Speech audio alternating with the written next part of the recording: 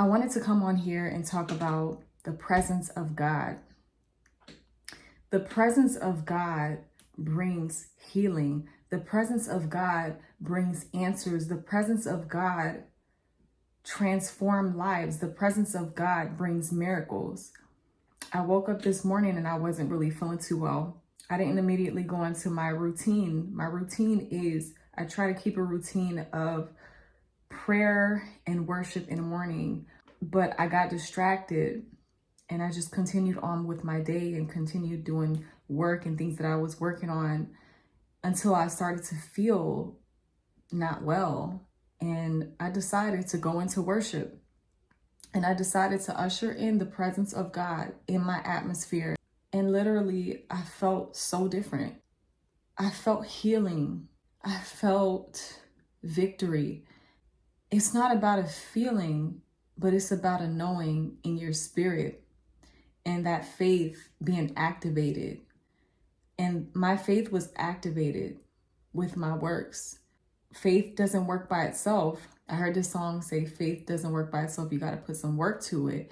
Me deciding, let me stop what I'm doing and let me worship God. Worship brings in the presence of God. And literally, I felt different. I felt healing. I felt energy. That's what the presence of God does.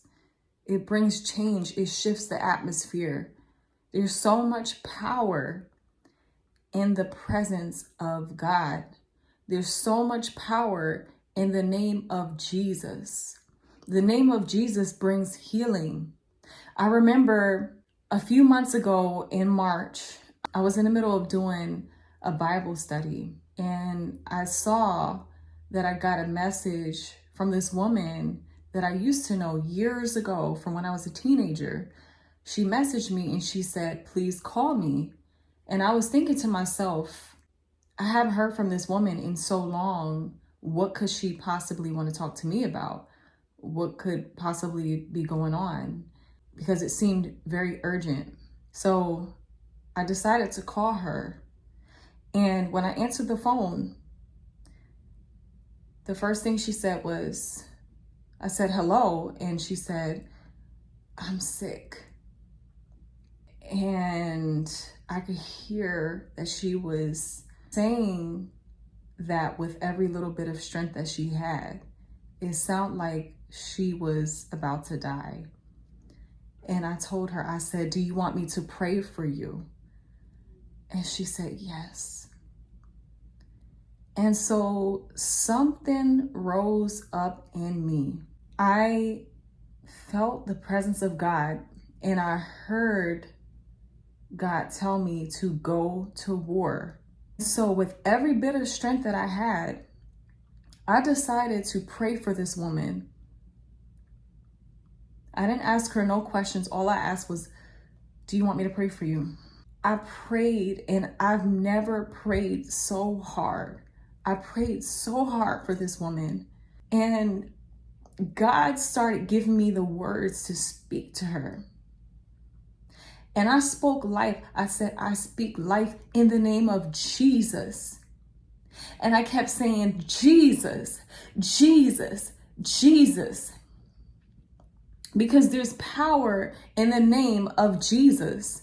And I told her, I said, with every bit of strength that you have, say his name, call his name.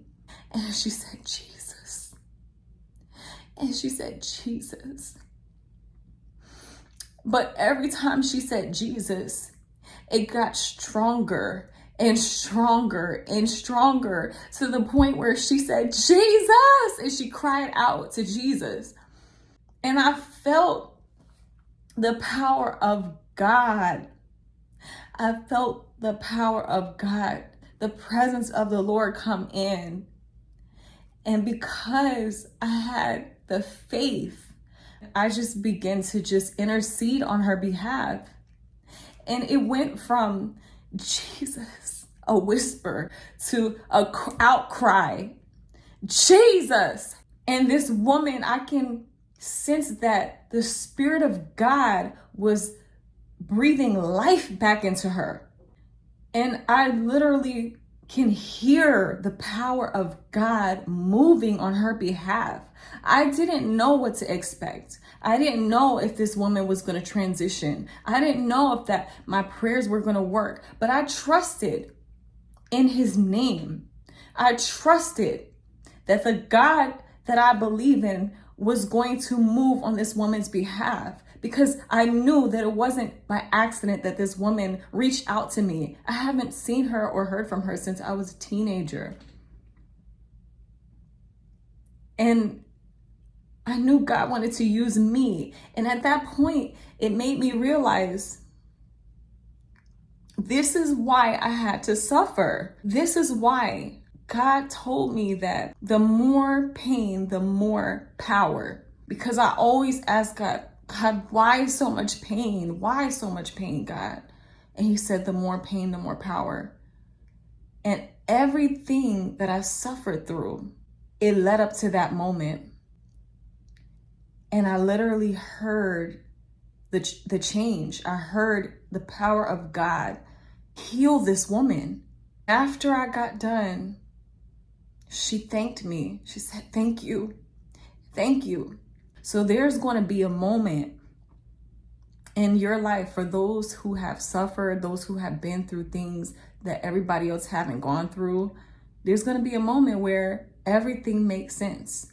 And it leads you to a moment where you say, this is why. This is why. And that was my moment. So after I got off the phone with her, I didn't know what to expect. I didn't know if her life was going to be changed. I didn't know if she was going to be healed. I didn't know if this woman was going to die. I didn't know. But I said, God, I trust you. And I left it alone. And days later, she called me and she sounded like a different person. She was so alive and well. And she thanked me again. We thanked God together because it was by the grace of God. She went from not being able to breathe, she felt like she couldn't breathe, to experiencing the power of God stepping in and breathing life into her, where she went from a whisper of saying the name of Jesus to an outcry. That is the God that I know. That is the God that we serve. Don't underestimate the presence of the Lord. Don't underestimate the power of the name of Jesus. That's why it's important to not take his name in vain, because there's power in that name. We don't want to walk around saying his name so loosely. Oh, Jesus this, Jesus that, Jesus, Jesus, Jesus, or Jesus when something happens. But God knows when you're saying his name in spirit and in truth. If it's not in spirit and in truth, he knows the difference. And that's when you're saying his name in vain. I'm just grateful to God. For we do not have a high priest that cannot sympathize with our weaknesses, but in all points, he was tempted as we were, yet without sin. He understands and he sympathizes with our weaknesses, our struggles, our pain, our suffering. But there's hope in him. And because he rose with all power in his hands, we can have the victory because he had the victory.